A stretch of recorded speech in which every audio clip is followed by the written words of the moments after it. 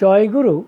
আজকে ওই সত্যানুসরণে যে চলার সংকেত তার পরের অংশ একটি মাত্র লাইন পাঠ করব এবং আলোচনা করব।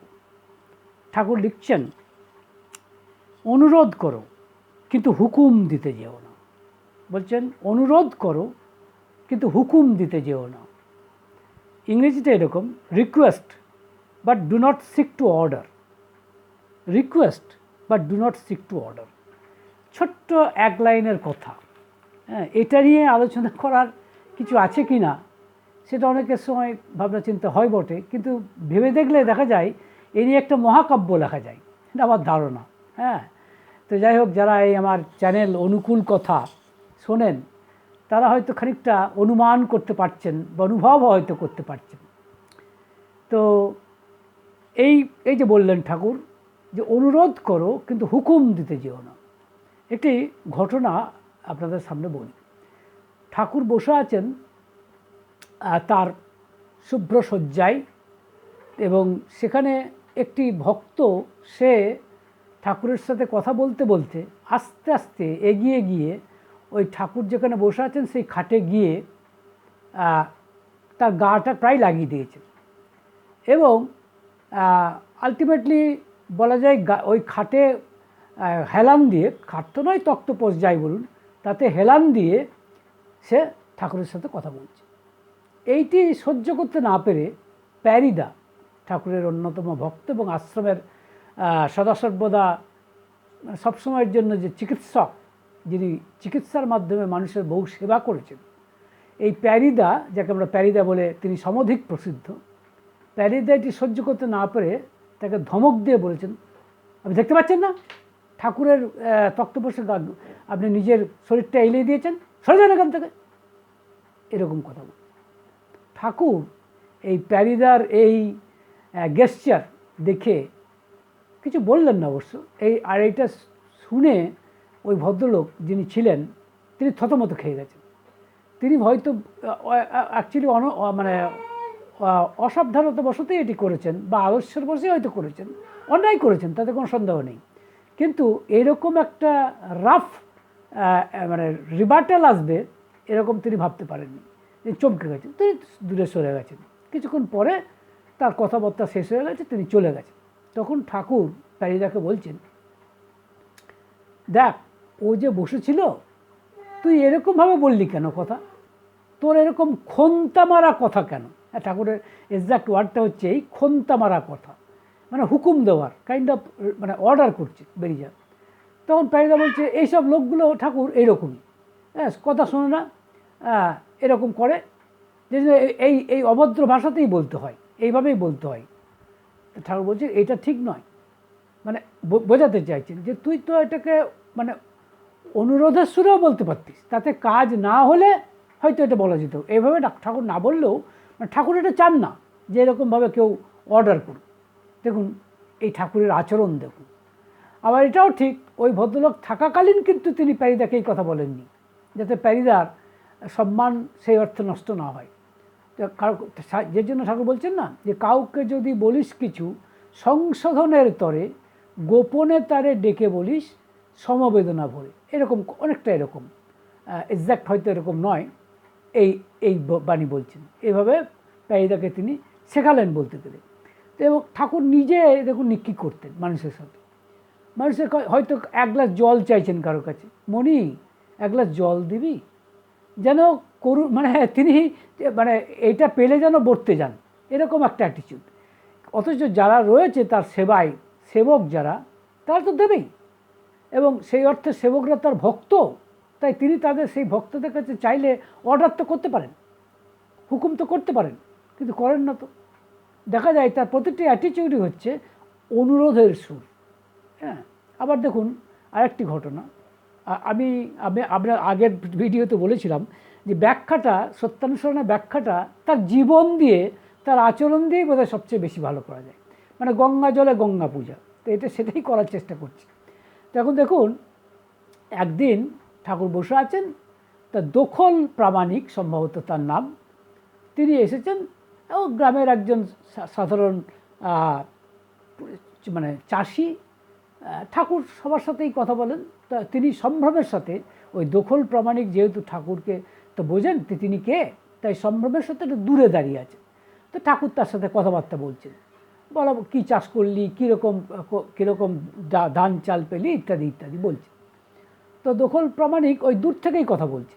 তো ঠাকুর বলছেন, কাছে কাছে না এলি কি কথা কয়ে সুখ পাওয়া যায়? তুমি অম্বা করো কেন, মানে তুমি অম্বা করো কেন, মানে তুমি এরকম করছো কেন? কাছে এসে না বসলি কি কথা বলে সুখ পাওয়া যায়? তখন দখল প্রামাণিক এগিয়ে এলো এবং কথাবার্তা শুরু হলো। এখন লক্ষ্য করে দেখুন, যদি ঠাকুর এইভাবে না বলে যদি উল্টোভাবে বলতেন, এই এখানে আয়, এখানে এসে বস, হয়তো দখল প্রামাণিক ঠাকুরের কথাকে মান্যতাই দিত, এসে বসত, কিন্তু তার মনটা এভাবে নরম হতো না। কীরকম? ঠাকুর একটা আশ্চর্য কথা বলছেন যে অনুরোধ করলে কি ইফেক্ট হয়, সেই কথাটি বলছেন। কি বলছেন? ঠাকুর বলছেন যে কাউকে যদি কিছু অনুরোধ করা হয় বা সেই লোকটা যখন অনুরুদ্ধ হয় তখন মানুষ নরম হয়, সফট হয় এবং মানে অন্তর নরম হয়, ভিতরটা নরম হয়। আর সে তখন অনুরোধকারীর, তখন বলছেন তখন অনুরোধকারীর প্রতি সদয় হয়। খুব অতি সহজেই কার্য উদ্ধার হয়। ঠাকুর এই কথা বলছেন যে যদি কাউকে আপনি কিছু অনুরোধ করেন তখন সেই অনুরুদ্ধ হলে তার অন্তর নরম হয়, তখন সে অনুরোধকারীর প্রতি সদয় হয় এবং অতি সহজেই সেই কার্য উদ্ধার হয়ে যায়। এরকম একটি কথা ঠাকুর বলছেন। এবং এর একটি বাস্তব উদাহরণ দেখুন, লক্ষ্য করে দেখলে আপনারা বুঝতে পারবেন। এটা 11 অধ্যায়ে আছে, আলোচনা প্রসঙ্গে 11 অধ্যায়ে আছে। আপনারা জানেন যে 11 অধ্যায়ে মানে ঠাকুর দেওঘরে শরণার্থী হয়ে এসেছিলেন, কোনো সন্দেহ নেই, রিফিউজি, তার নিজের কোনো ঘর নেই। রঙ্গন ভিলা বলে একটি বাড়ি নেওয়া হয়েছিল ঠাকুরের জন্য, এখন ভাড়া করা হয়েছিল। সৌরীন্দ্রবাবু তিনি এই ভাড়া দিয়েছিলেন ঠাকুর আসছেন বলে। তো ঠাকুর পরবর্তী ক্ষেত্রে এসেছেন এবং শুধু ঠাকুরের সাথে কত মানুষ এসেছেন। এখন ঠাকুরের ঘাড়ে কত মানুষের দায়, ওই তথাকথিত তখনকার দিনের পূর্ববঙ্গ থেকে আসাম কত মানুষ ঠাকুরের সাথে এসেছেন, তাদের প্রত্যেককে ঠাকুরকে দেখতে হয়। তাই রঙ্গন ভিলাকে তার তো সমস্ত মানে সেখানে তিল ধারণার জায়গা নেই। তো সেখানে এবং ঠাকুর কিন্তু নিজে ভার্চুয়ালি বলা যায় রঙ্গন ভিলার বাইরে একটা চালা ঘরের মধ্যে থাকেন প্রায় বলতে গেলে, তখন ফার্স্ট টাইম। কিন্তু এত মানুষ তাকে, পরবর্তী ক্ষেত্রে আরও মানুষ আসছে। তো এটা সম্ভবত 48 সালের কথা, তখন মানে প্রায় 2 বছর হয়ে গেছে। তখন একদিনের কথা, কীরকম, তিনি সৌরেন্দ্রবাবু এসেছেন এবং সস্ত্রীক তার স্ত্রীকে নিয়ে এসেছেন এবং বলছেন যে এবার বাড়িটা ছেড়ে দিন, তাদের নিশ্চয়ই কোনো পার্সোনাল ব্যাপার আছে, দরকার আছে। কিন্তু ঠাকুরের ক্ষেত্রে সেই বাড়িটা ছাড়া কঠিন, কারণ সেই মুহূর্তে তিনি ওই রকম একটি ঘর পাবেন কোথায়? এত লোকের বাসস্থান হয়েছে, এই করছে, কিন্তু যেহেতু তিনি বাড়ির মালিক তাই তিনি কথা বলতেই পারেন যে বাড়ি ছেড়ে দেওয়ার কথা, তাতে কোনো অন্যায় নেই। এবং তাছাড়া তিনি সস্ত্রীক এসেছেন, তার তার স্ত্রী অনুরোধ করতে এসেছে। কিন্তু ঠাকুর দেখছেন সেটা ছেড়ে দিলে এত মানুষের বিপদ হবে এবং মানুষের মানে মানে সদা কথায় আচ্ছাদন হবে না, আবাসের কোনো ব্যবস্থা থাকবে না। তো তাই তিনি তাদের হয়ে মানে তাদের রিপ্রেজেন্টেটিভ হয়ে যেন তার সাথে কথা বলছেন। কি কথা বলছেন লক্ষ্য করে দেখুন। কিন্তু তার আগে আপনাদের একটা কথা বলি, যদি আগে বলি, আগে আপনাদের সামনে এটা বলছেন মানে ঠাকুর এটি মানে এই সৌরেন্দ্রনাথের কথা বলছি, রঙ্গন ভিলার মালিক লিখছেন এটা আলোচনা প্রসঙ্গে প্রফুল্লদা। সৌরিনবাবু সস্ত্রীক এসেছেন শেষে ঠাকুরের কাছে। তারা উভয়ই বললেন, আপনি দয়া করে বাড়িটা এখন ছেড়ে দেন, তাহলে আমাদের উপকার হয়, আমাদের বিশেষ প্রয়োজন। এই দেখুন ঠাকুর কীভাবে কথা বলছেন, মানে কিভাবে অনুরোধ করতে হয়, হুকুম না করে বা বড় বড় চ্যাটাং কথা না বলে কী করে অনুরোধের সুরে কথা বলতে হয় তার একটি প্রকৃষ্ট প্রমাণ শুনুন। আমি আগেই বলেছি এই বাড়িটি ছাড়া ঠাকুরের পক্ষে কঠিন। শুধু ঠাকুরের ব্যক্তিগত ব্যাপার তো নয়, কত মানুষের স্বার্থের সঙ্গে যুক্ত, কারণ কত মানুষের স্থান হয়েছে এখানে। তাই ঠাকুর লিখছেন, শ্রী ঠাকুর প্রাণকারা আবদারের সুরে অন্তরঙ্গ ভঙ্গিতে সৌরিনবাবুর স্ত্রীকে বললেন, আমি বাচ্চা, তুই মা, তুই আমার থেকে ঢের বড়, তুই আমার আশ্রয়। আমি একজন গ্রেট সাফারার, আমার মতো সাফারার আর কে নেই। আমার প্রায় 2-2.5 কোটি টাকার সম্পত্তি নষ্ট হয়ে গেছে। কেন বলছেন বুঝতে পারছেন তো? মানে বর্তমান বাংলাদেশ, ঠাকুরের যে জন্মস্থান হিমায়তপুর, সেখানে কি বিরাট আশ্রম, কত জিনিস, কত। তাই সত্যি কথা বলতে 2-2.5 তখনকার দিনে 2-2.5 কোটি টাকার সম্পত্তি নষ্ট হয়ে গেছে। কিন্তু পরমপিতার দয়ায় মানুষগুলি আছে। দেখুন, ওই টাকা পয়সার জন্য ঠাকুর চিন্তিত নয়, কিন্তু মানুষের জন্য।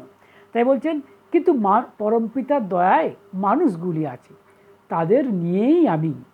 তারা সুস্থ স্বাস্থ্য থাকলে সব আবার গজিয়ে উঠবে, কিন্তু এই অসময়ে আমি তাদের না দেখলে কে তাদের দেখবে? এখন কেবলই লোক আসছে, কোথায় তাদের আমি আশ্রয় দিই? দেখুন কীভাবে কথা বলছেন ওই মাটি। তারপরে আবার লিখছেন, কথা বলতে বলতে শ্রী শ্রী ঠাকুর সৌরেনবাবুকে লক্ষ্য করে সবিনয়ে বললেন, আমাকে যদি ফেভার করেছেন, ফেভার মানে অনুগ্রহ, ফেভার করেছেন, আর একটু ফেভার করুন, আমাকে একটু চেষ্টা করতে দেন। দেখুন, নিজে আমি ওই বাইরে থাকি, একটা চালা ঘরে রান্না হয়, আমার অবস্থা বুঝতে পারছেন তো? সৌরেনবাবু তখন বলছেন, আপনি বাবা, আপনি নিজে কষ্ট করে থাকেন, ছেলেদের মায়েদের ভালো জায়গায় থাকতে দেন।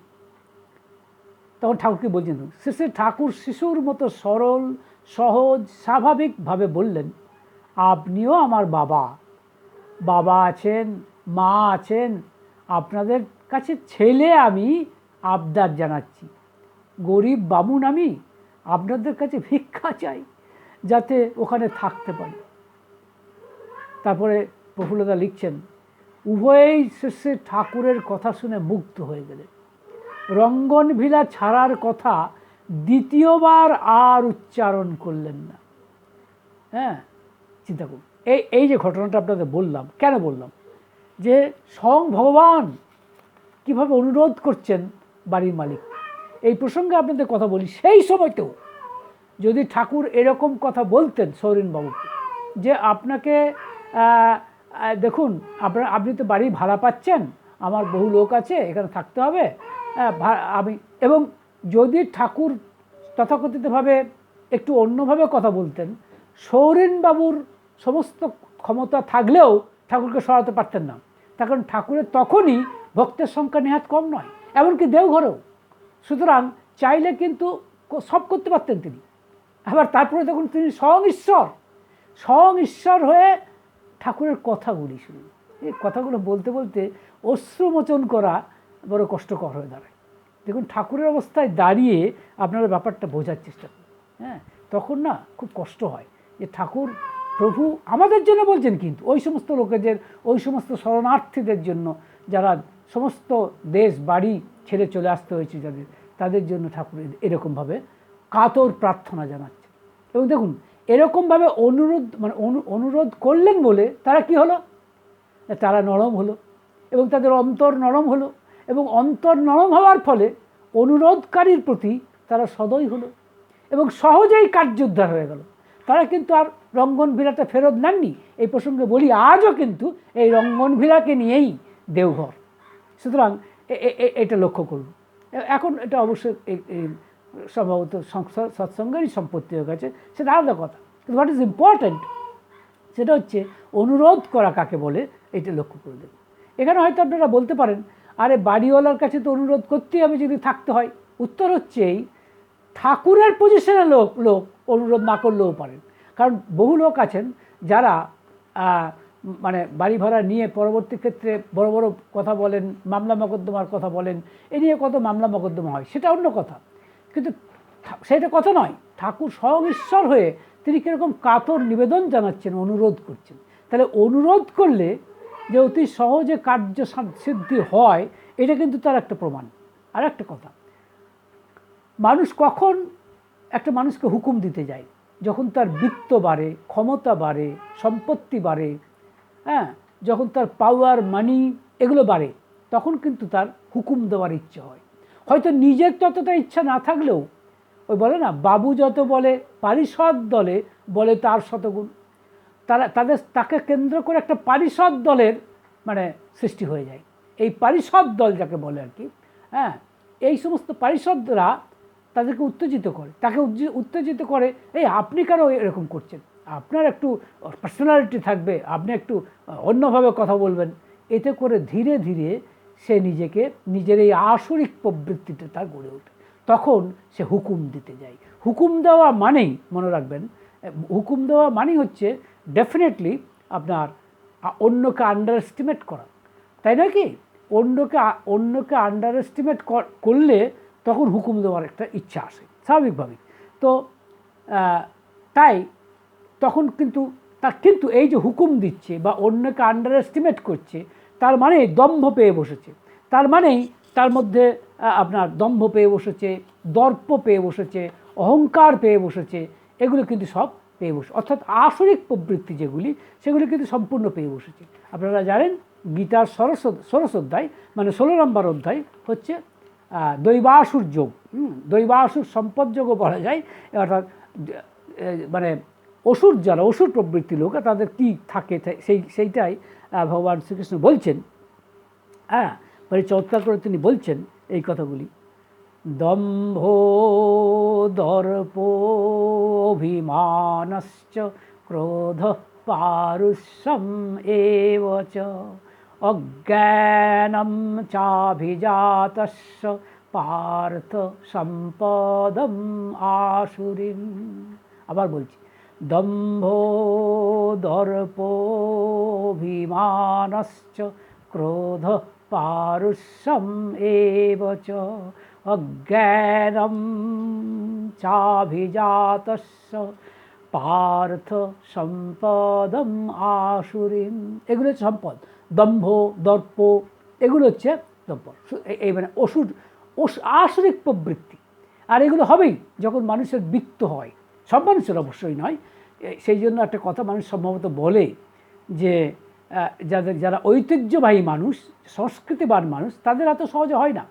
কিন্তু তথাকথিতভাবে যারা আঙুল ফুলে কলা গাছ হয়ে যায়, মানে হঠাৎ করে যারা হয়ে যায়, তাদের ক্ষেত্রে এরকম হুকুম দেওয়ার ইচ্ছা আসে, সে যেন মালিক আর অন্যরা যেন তার প্রজা, এরকম একটি ধারণা তাদের মধ্যে গ্রো করে। তাই কারণ তার মধ্যে আসরিক প্রবৃত্তি এসেছে, আসরিক গুণগুলি ভালো রকমভাবে এখন ম্যানিফেস্টেটেড হচ্ছে, মানে প্রকাশিত হচ্ছে। দম্ভ, দর্প, হ্যাঁ, এগুলো অতিমান হচ্ছে, যাকে বলে অভিমান, হ্যাঁ, আরও অনেক কিছু আছে, এগুলো পারুশ্রম, রুডনেস, এগুলো সব করছে।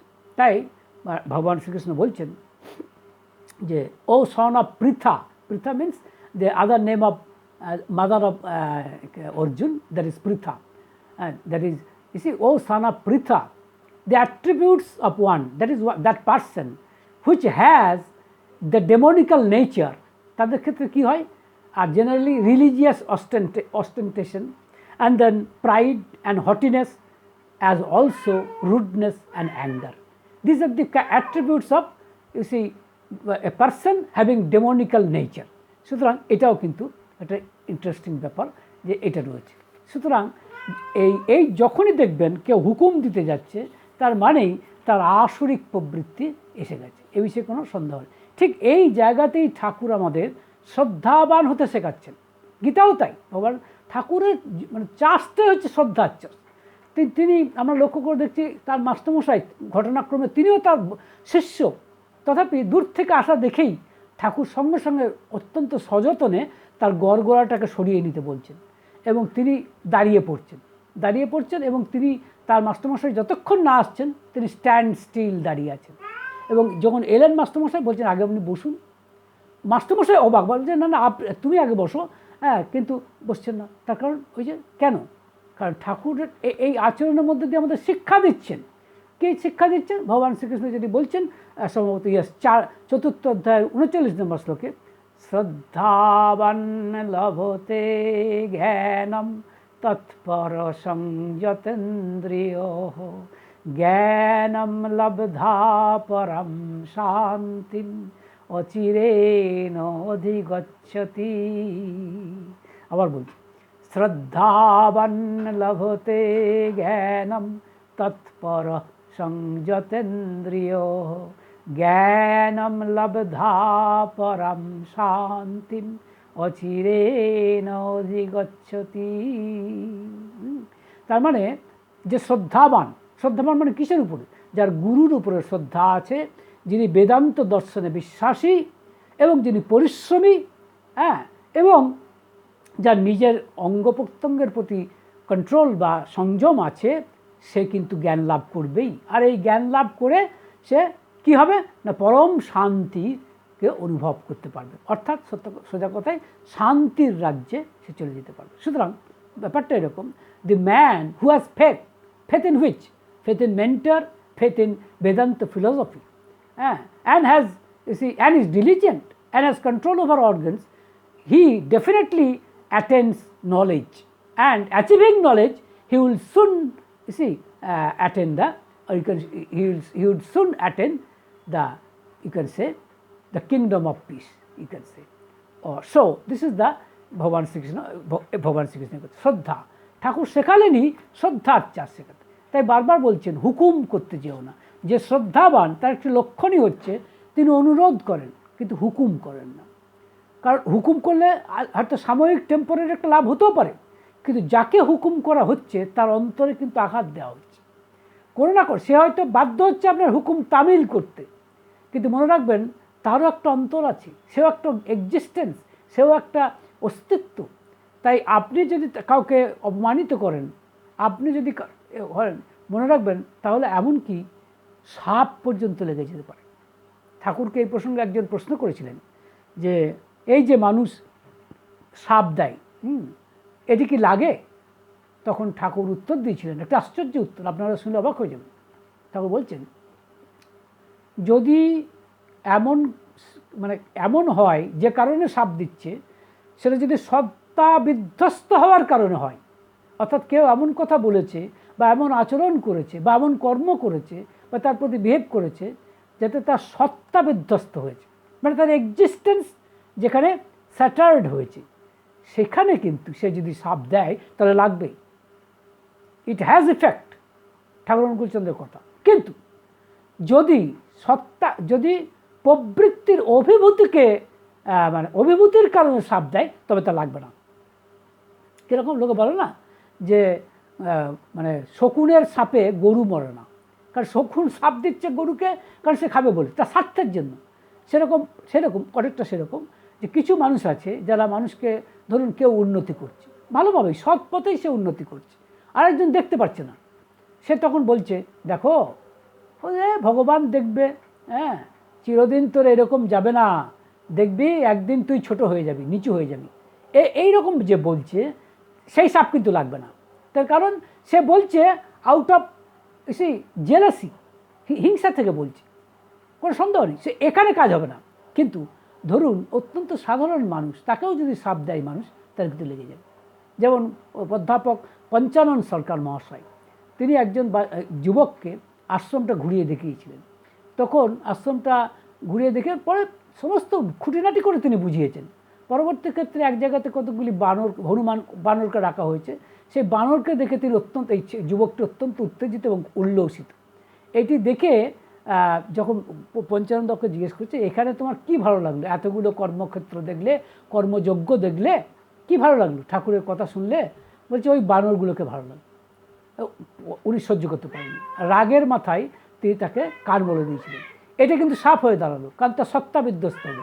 কারণ ঠাকুর বলেছিলেন, হয়তো আপনি তীর্থস্থানে যাচ্ছেন, হয়তো উপর থেকে দেখলেন পাহাড় থেকে একটা চাঙর এসে আপনার ঢাঙর কি বললেন এরকম মাথায় এসে পড়ল, অর্থাৎ এর কিন্তু ইফেক্ট হবে। সুতরাং এই যে বলছে হুকুম দিতে যা, ঠাকুর বারবার আমাদের সাবধান করছেন, কাউকে হুকুম দিতে যেও না, এই কথাটা তিনি বারবার বলছেন। কেন বলছেন? It's because of the fact যে এটার কিন্তু ইফেক্ট আছে, মনে রাখবেন সব কিছুর কিন্তু একটা ইফেক্ট আছে, cause and effect relationship definitely আছে। আর একটি কথা বলার আছে, সেটি হচ্ছে আপনার ধরুন প্যারিদা ডাক্তারবাবু, আপনারা জানেন এই প্যারিদাকে আমরা দেখছি যে ঠাকুর, ওই প্যারিদাকে বলছেন তুই তিল বাটা খাস তো। কেন বলছেন? কারণ প্যারিদার স্বাস্থ্যটা একটু হয়তো খারাপ, সেই জন্য, বা স্বাস্থ্য হয়তো ভালো হতে পারে, কিন্তু এই তিল বাটা খেলে তার শরীর আরও ভালো থাকবে এরকমটা তিনি ভাবছেন, তাই তিনি খেতে বলেছিলেন। কিন্তু মনে করিয়ে দিচ্ছেন। তো লক্ষ্য করে দেখুন কীভাবে কথাটা বলছেন ঠাকুর। তো এবং হয়তো সম্ভবত প্যারিদা মাঝে মাঝে ভুলে যান, হয়তো ভুলেই গেছেন, তাতে তো ঠাকুরের রাগ হতে পারত, এবং ঠাকুর হয়তো খবরও পেয়েছেন যে প্যারিদা খায় না, কিন্তু ঠাকুর মনে করিয়ে দিচ্ছেন কীভাবে দেখুন। এখানেও আলোচনা প্রসঙ্গে 11 নম্বর খণ্ডে পাবেন, যখন ঠাকুর মানে প্যারিদা বলছেন, লিখছেন, প্যারিদা আসতেই শেষে ঠাকুর বললেন, তুই তিল বাটা রোজ খাচ্ছিস তো? প্যারিদা বলছেন, মাঝে মাঝে বাদ পড়ে যায়।